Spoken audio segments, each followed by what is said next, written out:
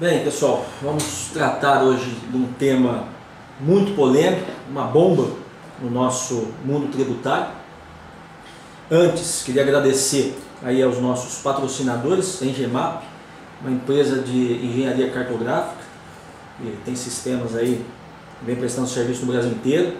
Também a Sigcorp, que hoje tem aí como seu carro-chefe a nota fiscal eletrônica do ISS, um belo sistema de inteligência fiscal no campo do ISS. E queria agradecer aí aos nossos usuários, que cada vez vem aumentando mais. Vários e-mails chegam diariamente e isso traz grande satisfação para nós, porque a gente não só divulga informações, mas também colhe informações através dos nossos usuários aí no nosso site. Construção civil, parecia tudo calmo, tudo tranquilo nesse nosso meio. As prefeituras que ainda não tributavam aí pela base de cálculo cheia estavam providenciando a alteração de suas legislações e, no entanto, o STJ pegou todo mundo de surpresa. Alguns vão dizer, não, mas é que o STF, o Supremo Tribunal Federal, há um ano atrás, já tinha alterado o entendimento. Mas não é bem assim, né? Não é que tinha alterado o entendimento. Havia uma decisão monocrática da ministra Ellen Grace, até acolhendo, né, um recurso extraordinário, e que entendeu que a dedução de materiais no ISS da construção civil era constitucional. Mas daí a entender o que é material, ou divulgar o conceito de material, mercadoria, havia uma distância muito grande. Mesmo porque o STJ já havia pacificado há muitos anos atrás que somente a mercadoria produzida pelo prestador fora do local da prestação podia ser produzida mais o cálculo do ISS, e não os materiais adquiridos de terceiros. Aí vem o STJ, e será que podemos falar numa nova pacificação agora, no sentido contrário? Já que as duas turmas, né, eu ainda esperava por uma decisão contrária da outra turma. Uma das turmas decidiu primeiramente e logo em seguida a outra turma acompanhou. E agora o STJ entende que é possível a dedução de qualquer material na base de cálculo do ISS da construção civil. Qual o fundamento? A decisão do Supremo. Não há outro tipo de fundamento. E aí, Omar, essas decisões, o que nós podemos entender acerca delas daqui para frente? O município tem que correr, alterar a sua legislação, admitir a dedução de material ou não? O que fazer? Ainda não, né? Tem que aguardar, porque o julgamento do Supremo Tribunal Federal ainda não ocorreu no seu plenário. Vai que chegue o plenário do Supremo e mude. Ou ainda, eu particularmente acredito que isso vai ser levantado, e eu também ousaria dizer aqui, ou chutar, que o ministro Luiz Fux, do Supremo Tribunal Federal, muito provavelmente vai levantar a questão da modulação dos efeitos da decisão. Sim. Por quê? Na questão envolvendo as gráficas, naquela DIN, salvo engano, 4389, que o Supremo está julgando a incidência do ISS na confecção de embalagens personalizadas, em que, por unanimidade, o próprio Luiz Fux, né, votou pela inconstitucionalidade da cobrança do ISS. A gente deu risada porque enquanto ministro do STJ, o Luiz Fux dizia que era o ISS, né? Sentido contrário. Nesta DIN, o próprio Luiz Fux já se adiantou, dizendo: olha, nós estamos analisando aqui a medida cautelar, estamos deferindo a cautelar 10-0, que acho que o ministro, acho que o Eros Grau, ele já foi substituído, tinha um ministro que não foi 10-0, mas nós temos que pensar numa possível modulação dos efeitos, tendo em vista o histórico das decisões do Superior Tribunal de Justiça, todos favoráveis ao ISS. Então o STF está agora mudando a posição do STJ. Talvez isso aconteça, assim, eu acredito que o Luiz Fux vai colocar isso sob discussão. Agora, resta saber se isso vai ser acatado ou não, porque nada impede que os ministros do Supremo digam: não, peraí, o STJ definia ou decidia dessa maneira, mas a gente aqui no Supremo por nossa vez, aqui a gente sempre decidiu contra, ou melhor, favorável à dedução dos materiais. Né? Então não houve uma mudança na jurisprudência do Supremo. O Supremo está apenas batendo o pé, mantendo as decisões anteriores. Mas eu ainda acho que este assunto será colocado em discussão. A questão da modulação, restrição, limitação no tempo. Pode ser que o Supremo veja, não, então não pode deduzir os materiais até a data X. A partir de 2012 pode, ou deve-se deduzir. A partir de 2011, a partir da decisão da Ellen Grace, pode deduzir. Né? Antes não pode. Então é um cheque branco. Mas, lamentavelmente, é um cheque branco, compete ao Supremo definir. É curioso, né? Você leu também aquele agravo regimental muito bem feito, né? Que está lá parado no Supremo agora. Município de Betim. Isso. Vamos supor que o Supremo Tribunal Federal acolha aquele agravo regimental. Aquele lá, aquele agravo, procurou separar bem as competências de cada tribunal. Ó, Supremo julga a constitucionalidade, STJ, a legalidade. E se o Supremo acolher, dizendo tudo bem, o STJ que tem que definir o que é material e o que é mercadoria, nos termos do Decreto-Lei 406/68. O STJ volta atrás aí?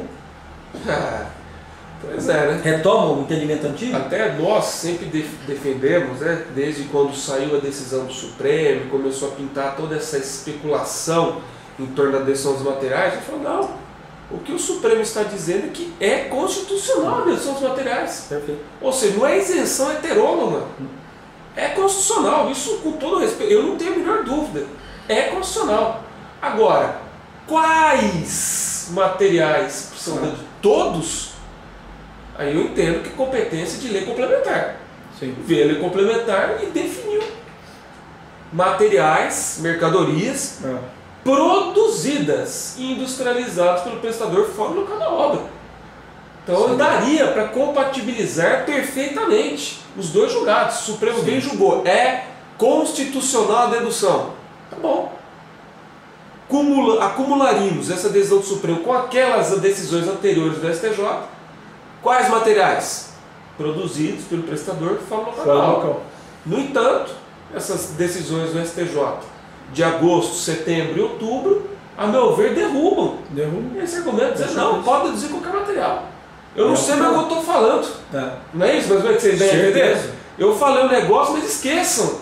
Sigam o que o Supremo está dizendo. O STJ, em nenhum momento nessas decisões, ele trouxe esse assunto. Não fundamentou nada. Em nenhum momento. Né? A base, como o Francisco colocou, fundamentação jurídica. O STF decidiu dessa forma. Decisão do Supremo. Acabou. Não houve crítica, elogio, nem entrar no mérito. Só falaram isso. O STF decidiu, está decidido, ponto final, vamos embora. E nessa última ainda colocaram a questão das subempreitadas, hein? Isso, aí, é verdade. Que é até um ponto aqui que eu iria colocar também. Coloca-se em xeque a dedução das subempreitadas também. No último julgado da primeira turma, como o Francisco comentou, foi citado um precedente do Supremo que expressamente admitiu a dedução dos materiais e também das subempreitadas. Só que ainda todos esses julgados, pelo que eu acompanhei dos votos, em termo teor, eles se referem só ao Decreto-Lei 406/68. Eu, pelo menos, não vi nenhuma referência à Lei Complementar 116. Então não dá para afirmar ainda que o STJ entende que o parágrafo 2º do artigo 9º do Decreto-Lei 406/68 esteja em vigor. Não dá para afirmar por isso. Né? Poderá até entender dessa forma, mas por enquanto os casos aí se referiam unicamente ao Decreto-Lei 406/68. Sobre até essa, vamos admitir, deve-se deduzir os materiais da base de cálculo. Né? Foi objeto até de um e-mail aí que mandaram recentemente para mim, né? Mandaram na semana passada. Qual é esse valor? Qual o percentual? Qual é o valor que o município deve deduzir? É uma pergunta do fiscal. Eu tenho que aceitar aquele percentual de 60% da legislação previdenciária? Então não é por aí também, né? Isso é ônus da prova do contribuinte. O contribuinte vai ter que apresentar as notas fiscais. Então acho que também é limite mínimo, máximo, depende do que ele apresentar. O ônus da prova é dele. É dele. Né? E com relação à legitimidade para se pedir a restituição, então. Quem pode pedir a restituição desse ISS pago sobre os materiais? Outro tema muito polêmico também, né? O STJ aí, nas últimas decisões, vem aí entendendo que o 166 do Código Tributário Nacional está perfeitamente em vigor, deve ser aplicado para todos esses casos aí, e que, portanto, deve haver autorização do tomador. Aquele que sofreu aí o ônus do tributo, né? O fenômeno da repercussão tributária.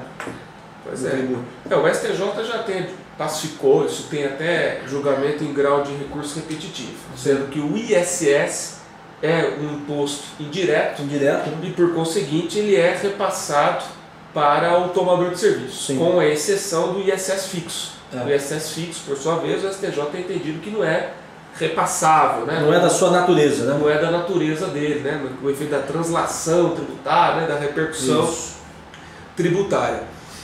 Então, consequentemente, a partir do momento que o ISS ad valorem, que é o comum, né? E segundo a entender, somente o seu, né? É a única forma possível de se calcular o imposto sobre serviço, aplica-se o 166 do Código Tributário Nacional. É dizer, para a construtora, prestador de serviço, pleitear a restituição deste indébito do ISS que ele recolheu sobre os materiais, ele deve juntar uma autorização, uma declaração do tomador autorizando-o a pedir a restituição. Então isso é uma forma, a meu ver, muito forte para que os municípios restringam, né? Certeza. Essas restrições. Não é motivo de pânico, de desespero, porque na prática vai ser difícil, né? A construtora conseguir essas declarações, né? Então esse é um ponto. Inclusive vocês podem acompanhar no site da STJ que este assunto foi muito analisado no âmbito do STJ na questão do ISS sobre as locações de bens móveis, né? Muitas empresas locadoras de bens móveis pleitearam restituição, a STJ falou, tudo bem, só que aí, locadora, você tem que juntar cópia dos seus clientes, declaração autorizando a pedir a restituição, né? Sim. Então é uma maneira.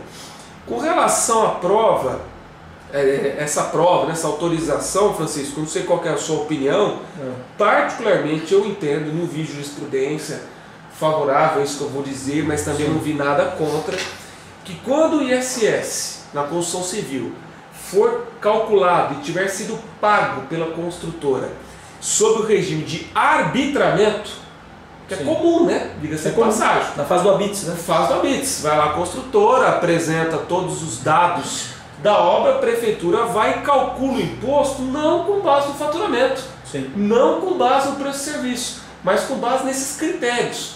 Metro quadrado, padrão da construção, número de janelas, número de portas, de banheiros, localização, então são vários fatores, né? Eu entendo que nesta hipótese, como o imposto deixa de ser calculado sobre o preço, sobre o faturamento, deixaria de ser aplicado o 166. Eu entendo que o imposto deixa de ser indireto, porque o cálculo do imposto não é mais baseado no valor do serviço, é baseado em critérios que não sei até que ponto são repassáveis, ou dá para mensurar o quanto foi repassável para o cliente. Porque o cliente foi pagando só depois que a construtora conseguiu o quanto debeator desse ISS. O que você acha a respeito desse assunto assim? O ingrediente que eu vejo aí que pode ainda fazer manter o mesmo entendimento, que necessita da autorização do tomador, é que na verdade, no caso do habites, normalmente, né, quem paga o ISS do habites é o dono da obra. O dono da obra é o responsável. Responsável pelo quê? Pelo ISS que deixou de ser pago. Tanto é que normalmente são apresentadas notas fiscais de prestação de serviço. Aí esses valores são abatidos da base de cálculo do ISS arbitrário do habites. Então fica aquela ideia, não, a construtora, como dona da obra, se for o caso, ou até um outro proprietário, ele vai pagar só o que deixou de ser pago.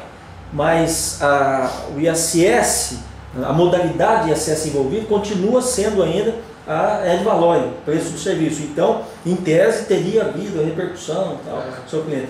É algo para se discutir bastante ainda, se debater, como você disse, não há nenhuma jurisprudência a respeito, algo novo até, que pode ser que venha à tona por causa desse problema da restituição, deverá ocorrer ainda. Pode ter uma reviravolta no entendimento da STJ, dizendo, não precisa mais de autorização, né? Exatamente. Mas é algo que dá para defender aí as duas teses. Os dois lados é possível, meu modo de ver. Sobre o prazo para se pedir a restituição, esse assunto, pelo menos a princípio, está praticamente resolvido. Praticamente resolvido. Porque caiu por terra aquela tese dos 5+5.